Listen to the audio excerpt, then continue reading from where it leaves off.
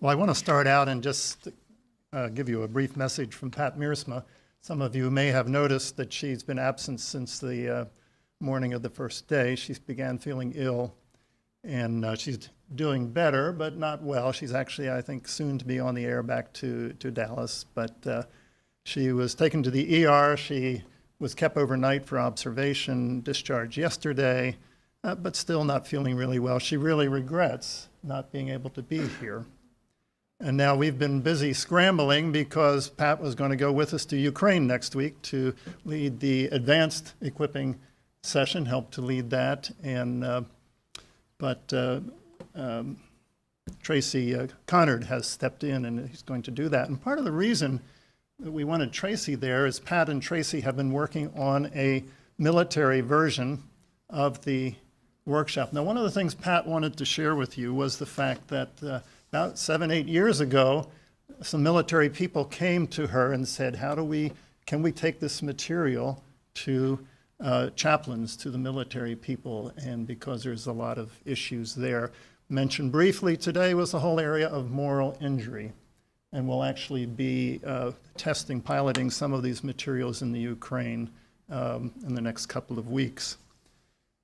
Pat also said when this started, she was focused largely on an African audience and also American audience. And she said when she started working in Southeast Asia and other areas that we really can't talk about, it was remarkable to her how well it made the transition, and that there were sort of universal principles. You needed to make some crafting and changing and adaptation, but still the principles were the same across groups.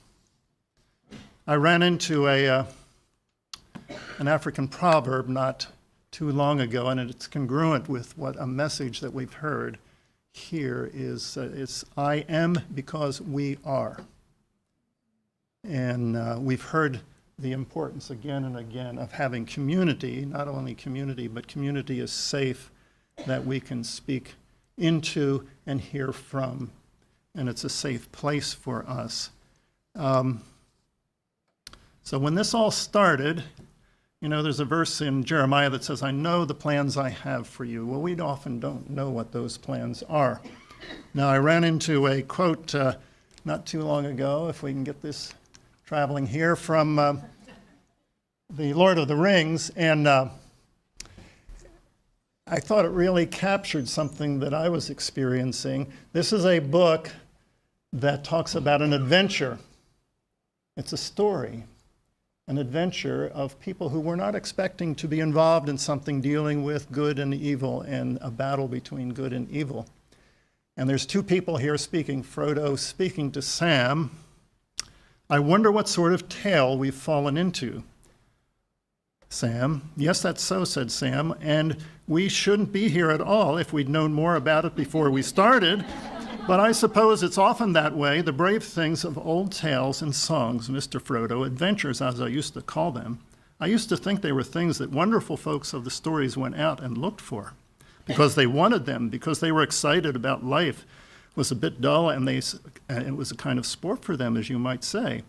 But that's not the way it is with the tales that really mattered, or the ones that stay in the mind. Folks seem to have been just landed in them. Usually their paths were laid out that way, as you put it. Well, the Lord knows our plans. When we first started doing this trauma healing stuff, by the way, Margaret used to call me her pet shrink, so. But when we first started, I just said to myself, there's no way this is going to work. And I was struggling with that for a while, but after a while I began to realize this is too big for the four of us. It's far beyond that, and I had no idea where it was going to go. So it's just amazing to me. I'm very grateful to the American Bible Society that you've picked this up, and it's taken it in places and ways that we couldn't have imagined. We have our stories, and there's the Lord's story, and the Lord weaves them together in ways that we don't often know what's going to happen.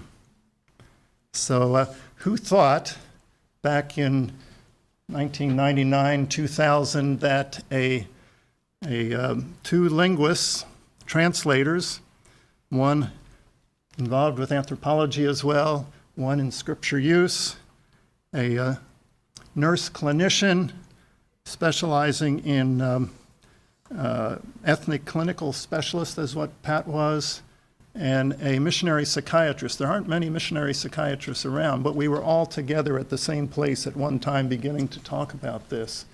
And it's just amazing to me, and I never anticipated that this would happen. And now there's a Trauma Healing Alliance. And maybe just to update the Lingenfelters, where SIL wasn't really able to embrace it before, they fully embraced it now. And they are part of the alliance. And to me, it's amazing that we now have a group of people really mentored or focused around ABS here, but it's amazing to see it happen. So it's, you know, the Lord has his plans he has for you to prosper you and not to harm you, to give you a hope and a future. It's amazing to me how this has moved on. It wasn't us.